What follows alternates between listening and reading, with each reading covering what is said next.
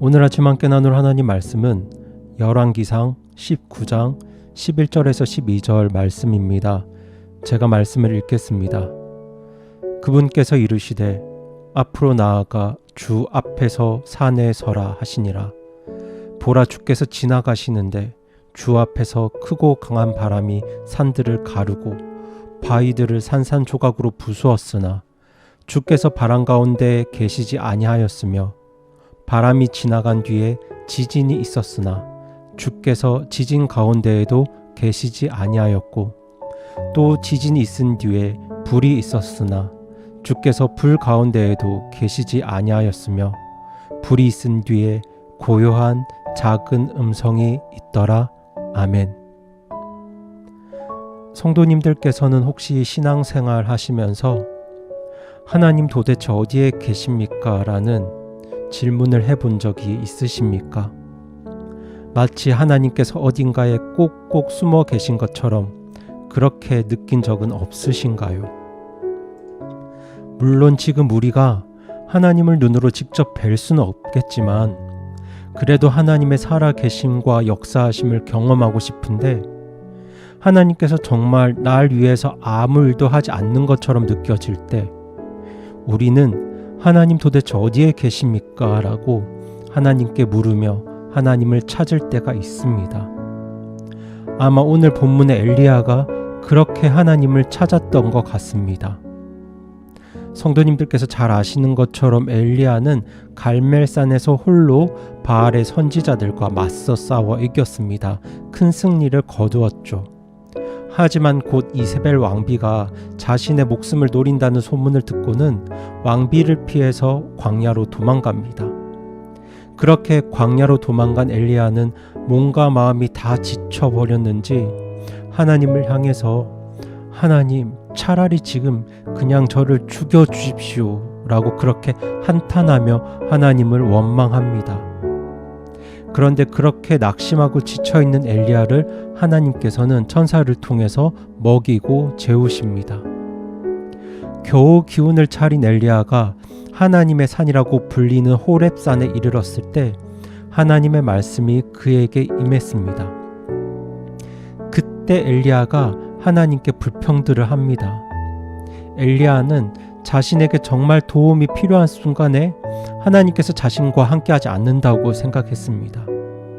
자기는 하나님 향한 특별한 믿음을 가지고 열심히 바알 선지자들과 싸워서 이겼는데 지금은 이제 혼자 외로운 도망자 신세가 되어버렸다고, 아합 왕과 이세벨 왕비는 지금도 자기를 죽이려 한다고 그렇게 하나님께 불평들을 늘어놓습니다. 그런데 그때 하나님은 엘리야를 향해서 산 중턱에 서라고 명령하시죠. 아마도 엘리야는 잔뜩 긴장을 하고서 그 산 위에 서 있었을 것입니다. 그런데 그 순간 갑자기 강한 바람이 일어납니다. 바위를 부술 만큼 강력한 바람이었습니다. 그런데 사실 성경을 보면 하나님이 이처럼 강력한 바람 속에서 자신을 나타내신 적이 꽤 있습니다.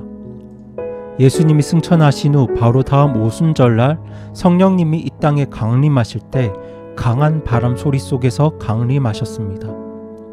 하지만 지금 엘리야 앞에 불어온 그 강한 바람 속에는 하나님이 계시지 않았습니다. 그런데 그렇게 불던 바람이 멈추자 이어서 큰 지진이 발생합니다. 하지만 그렇게 큰 지진 속에서도 하나님은 엘리야에게 나타나지 않으셨습니다. 그리고 지진 후에는 큰 불이 나타났습니다. 그런데 지금 엘리야가 있는 곳이 어디입니까? 바로 호렙산입니다. 과거 호렙산에서 모세가 하나님을 만났던 그 장면을 성도님들은 기억하십니까? 그렇죠. 하나님은 모세에게 나타나실 때 불 가운데서 모세에게 나타나셨습니다.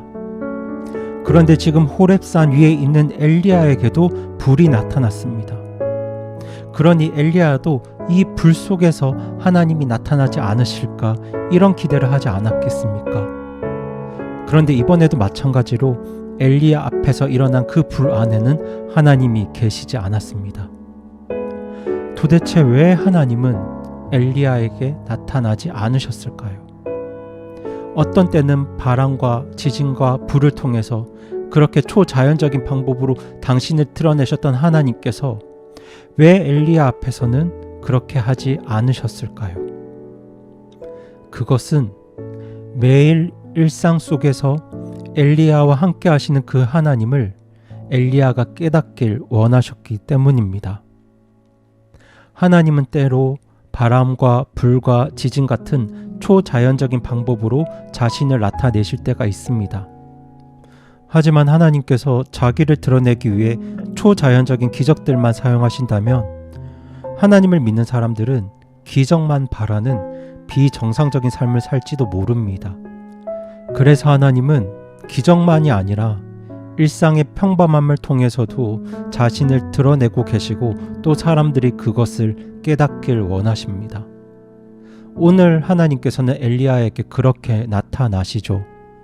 오늘 하나님은 바람과 지진과 불이 아니라 고요한 작은 음성으로 엘리야 앞에 나타나십니다. 큰 소리도 아닙니다. 작은 소리로 엘리야에게 나타나십니다. 마치 바람결에 스치듯 들려오는 그 작은 속삭임으로 하나님은 엘리야에게 말씀하시고 임재하고 계신 것입니다. 하나님께서 지금 이렇게 일하고 계신 이유는 지금 엘리야에게 필요한 것이 거창하고 초자연적인 기적이 아니라 작고 부드러운 하나님의 음성이었기 때문입니다. 호주 출신의 신학자 마이클 프로스트는 자신이 저술한 일상 하나님의 신비라는 책의 서문에서 이렇게 고백합니다.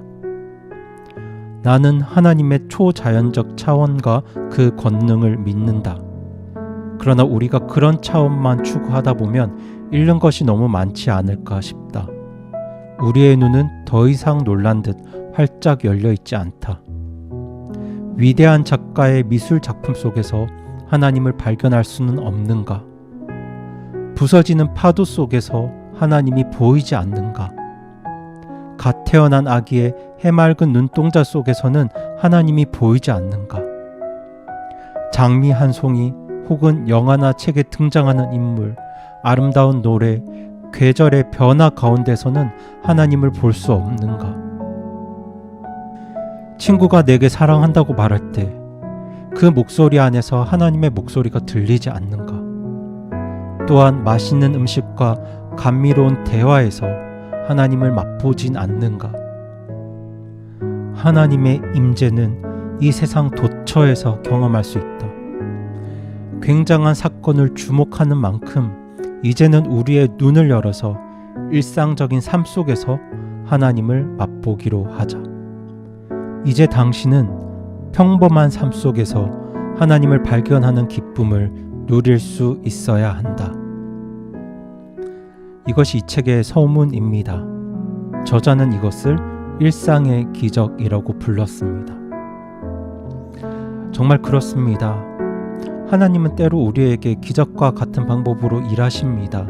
인간의 힘으로 고치기 어려운 병을 하나님께서 고쳐주실 때도 있습니다. 우리 생각으로는 도저히 불가능하다고 생각했던 일들을 하나님께서 이루어 주시기도 합니다. 그렇게 하나님은 강한 바람으로, 지진으로, 불로 우리 앞에 나타나실 때가 있습니다. 하지만 하나님은 우리의 일상 속에도 역사하고 계십니다. 오늘 성도님들이 가족들로부터 사랑한다는 고백을 들을 때 그 사랑은 하나님에게서 시작된 것들입니다. 오늘 여러분의 퇴근길에 펼쳐진 아름다운 노을이 여러분을 설레게 한다면 그것 역시 하나님께서 우리에게 주신 아름다움입니다. 오늘 나에게 매우 힘든 일이 있어서 낙심하고 좌절하고 있었는데 교회 어떤 성도님과의 전화통화를 통해서 큰 힘과 위로와 격려를 얻었다면 그것 역시 하나님께서 성도님들을 위로하기 원하는 그 마음이 그분을 통해서 전달된 것입니다. 오늘 나에게 주어진 하나님 말씀이 내 삶에 큰 힘과 위로와 평안이 된다면 그것 역시 하나님의 고요하고 작은 음성이 하나님의 사람들을 통해서 여러분 마음에 와 닿은 것이 아닐까요? 그렇게 하나님은 오늘 우리의 삶 속에도 고요하고 작은 음성으로 자신을 나타내고 계십니다. 그 주님의 고요하고 작은 음성이 낙심한 엘리야에게 힘을 주고 그를 다시 일으켜 세웠던 것처럼 오늘 하나님이 주시는 고요하고 작은 음성이 낙심하고 지쳐있는 성도님들께도 힘이 되고 위로가 되는 귀한 역사가 있기를 바라면서 오늘 말씀을 마칩니다.